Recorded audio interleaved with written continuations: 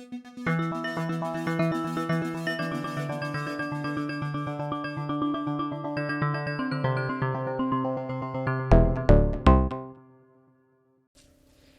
evening on African Affairs Tonight. Nearly 6 years have passed since the separation of Sudan and South Sudan.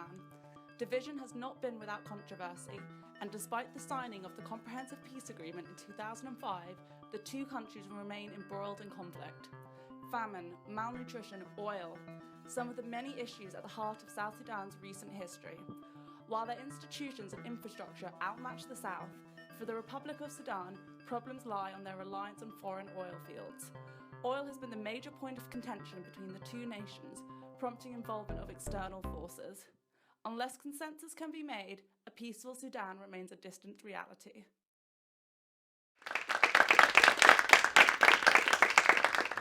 Welcome to the first segment of this highly anticipated discussion, brought to you live by ABN from the African Union in Addis Ababa. My name is Alexandra Kamenova, your host for tonight's proceedings. Tonight's discussion will consist of approximately 4 15-minute segments in which we will seek to outline significant policy differences on both sides of the border of the state of Sudan, as well as inform you, the audience. For tonight's installment, we will be discussing the troublesome situation of the Republic of Sudan, as well as the newly sovereign South, which has created a separation of resources, wealth and conveyance. We welcome our main guests, Foreign Minister of Sudan, Dr. Ibrahim Kanto. Thank you. And Minister for Trade and Industries, Stephanie Daw.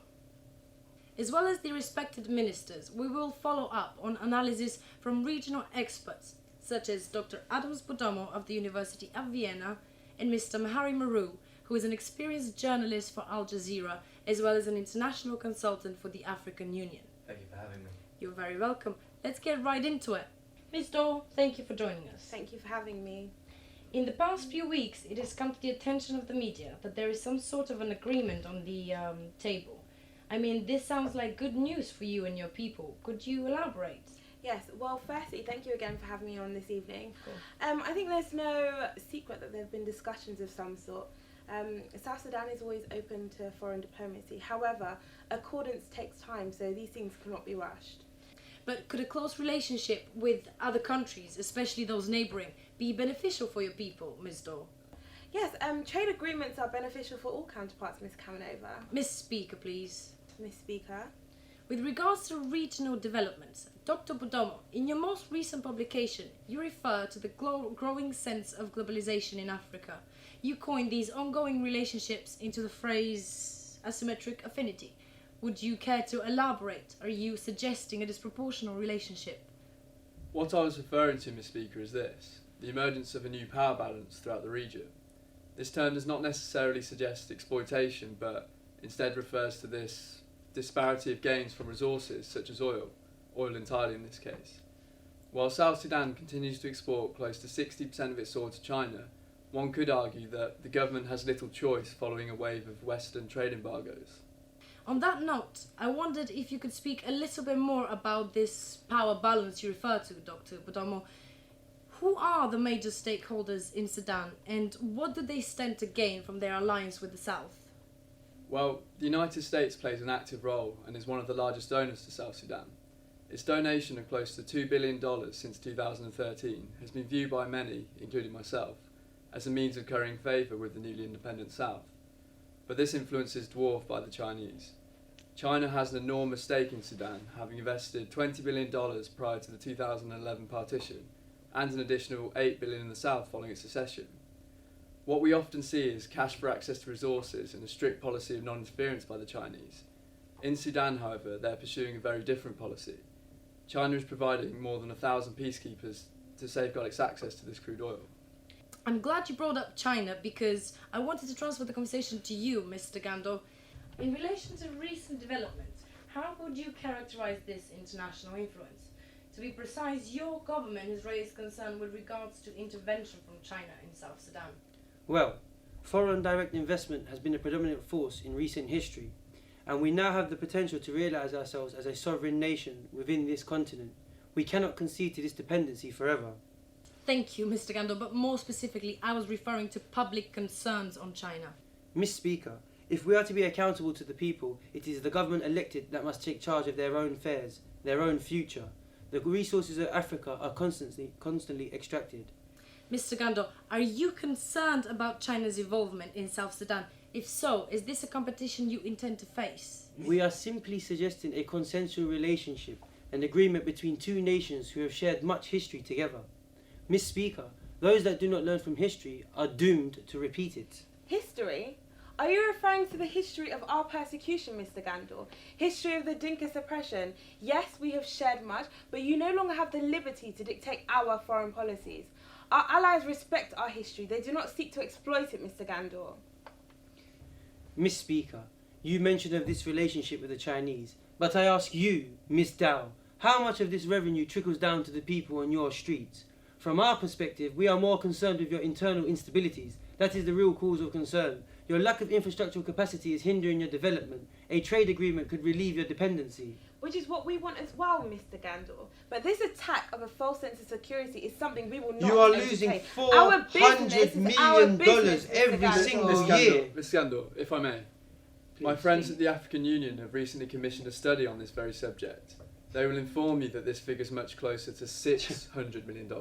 Well, then I find myself in agreement with the doctor. Miss Dow, quite frankly, your country is very sick, and I am not sure you have the cure of $600 million.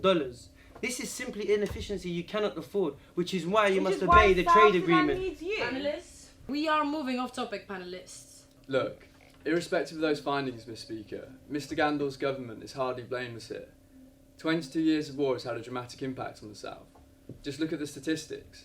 Only 12% of the population is employed, 1.2% has electricity, only 1% has a bank account, and less than 1% of the road network is paved.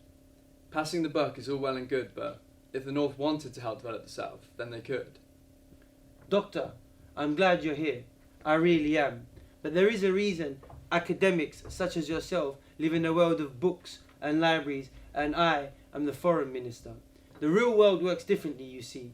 And while we are committed to South Sudan, they chose independence. And as such, they must learn the Mr. hard Gandor, way. I'd like to remind you that personal attacks such as that have no place on African affairs. We have tonight. alliances with international Ms. Daw. investors, developments of new pipelines that will not only boost our efficiency, Ms. Daw, but we're take moving your off topic. exploitation out of the equation. As soon as we get Ms. back Daw. on the common market, it is these sorts of deals that will bring prosperity to the people of South Ms. Sudan. Daw, we are moving on. We've had a lot of hot air from the politicians tonight. I think it's time we address Mr. Mahari Maru, who is an experienced journalist for Al Jazeera and has covered day-to-day life on both sides of the border since the signing of the CPA back in 2005. Good evening, Mr. Maru. Good evening, thank you for having me. You're very welcome. Mr. Maru, can you break down the current situation regarding the internal struggles in the South? The situation seems to be overwhelming for what is a relatively new government. Why the political deadlock? And what are the feelings from the public? Indeed, Miss Speaker. I mean, for the past few years, the country has been drifting in and out of peace treaties. Treaties which have largely failed owing to the political rivalry between the two main figureheads, President Kerr and ex-Vice President Makar. This is fundamentally the reason for South Sudan's lack of progress. You have power-hungry individuals who are not adhering to the needs of the population. Unless this current impasse can be resolved, I really fear for the citizens. With the price of crude oil at rock bottom, this kind of feud will lead nowhere, and by putting their personal interests first, President Kerr and ex-Vice President Makar are effectively committing economic suicide. But what about the people on the streets of Juba, Mr. Maru? Are they concerned for their futures as much as you are? Well, they should be, considering their only means of transporting their precious oil is through us and across the Red Sea. Oblivious. Oblivious? How can you possibly be aware of our concerns, Mr. Gandor? You've mentioned our Northern Reliance many times this evening, time and time again. 98% of your revenue comes from oil. You simply cannot afford to abandon our agreement.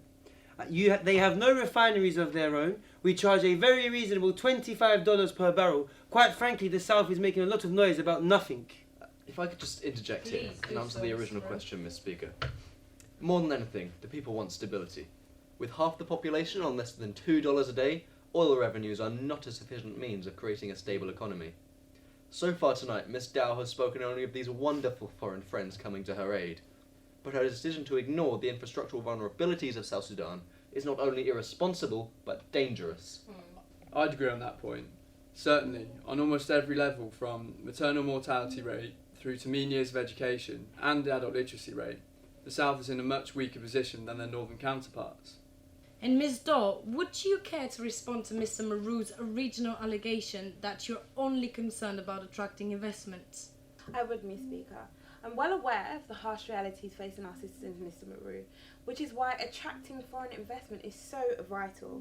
With the development of new pipelines, we'll be able to take back control of our economy and avoid the unfair and damaging tariffs that we're currently subject to under our arrangement with the North. Miss Speaker, I'd like to respond. And as Foreign Minister, I know for a fact that those cross-border negotiations were as fair as could be. The real problem is within their government. Why don't you ask her about that? Their internal instabilities are causing disruption, and we are losing more than 300,000 barrels per day. Forgive me, Mr. Gandor, but I don't remember your cries of concern when your government owned the oil fields. Now all of a sudden your oil revenues drop like a stone and you want to blame us once more? Well, as I said at the very beginning of tonight, we are no longer relying on you and we're looking beyond our borders. Miss Speaker, is the Minister for Trade and Industries seriously suggesting that a verbal agreement with the Japanese company to develop an oil pipeline, which by the way will not be completed for another 4 years, is some kind of cause for celebration? Famine has been declared due to her government's infighting, not to mention they face embargoes from the West. The only productive sector they do have, agriculture, has clearly failed to feed their own people. For goodness sake, people are dying! Mr. Maru raises a good point, Ms. Daw. It is all very well making plans for the future, but what are you doing right now? Miss Speaker, politics is very complicated in South Sudan, but I promise you we are working to get past it. We have many considerations to take into account. For example, many of the people in our government are Christians, however we take into consideration their tribal religions. We work hard to accommodate those in government. It's what makes South Sudan such a special place. I think perhaps there's people in this room that could learn from our efforts to build peace amongst the people. Are you insinuating that we in the north are somehow less peaceful? I mean, well, if the shoe fits... I am outraged. No wonder they're tearing themselves apart. Sudan is a very peaceful and stable nation, and I think South Sudan has much to learn from our economy. Okay. I think the panel have had a fair chance to cross-examine each other. Let's get the public involved. We've been receiving questions on our official Twitter page, African Affairs Tonight. Be sure to live tweet at African Affairs Tonight and include the hashtag SudanSpeaks. Panelists, Jordan Motiga has asked the pressing question: what does the recent global downturn in the price of crude oil mean for both nations' development? Dr. Bodomo, would you care to answer this question first? Well, Mr. Matiga, no doubt the drop in price should be a wake-up call for both nations that they cannot rely on oil forever. One only has to look at what has happened in Venezuela earlier this year to see that. Mr. Gandor? Prices have shocks and booms. This is the market after all. But we will recover, so have no doubt, Jordan. And Ms. Daw? Well, Mr. Matiga, we're the world's youngest country, but we cannot be afraid of these challenging times. The important thing is South Sudan takes rightful ownership of its 2 oil fields and redistributes its revenues to the industries that need most attention. 3 very different answers, it seems. Right. Moving on to our next question. Razak Bukhari asks, what regional and global role do you see for both Sudanese countries in light of international changes? Mr. Maru? Well, in the media, we often report on the backlash against globalization. Tonight, we've heard politicians championing that exact same line. Before thinking at the regional and international levels, what they absolutely cannot afford to do is leave their people behind, or things will only continue getting worse. Mr. Gandor? Regarding the international stage, as Foreign Minister, I would strongly despise the recent ban of our citizens from entering the United States, and in fact, as a response, we have considered banning the Donald too. As for Sudan, I will always pursue Sudan's interests abroad. Sudan has a very big role to play both in Africa and the world. Well, I believe South Sudan has a lot to bring to both the African Union and the world stage too. What we lack in experience, we make for in passion. Engaging globally is our goal, which is why we will join the IMF Bank and the World Bank too. I am sure the future of South Sudan is a bright one. Ladies and gentlemen, that about wraps it up for the first segment of tonight's show. Stay tuned for the second segment of African Affairs Tonight, where we will be discussing the resignation of Sudanese General Thomas Swaka as well as the overall influence of United Nations Secretary General Andrea Petkovic. Join us after the break.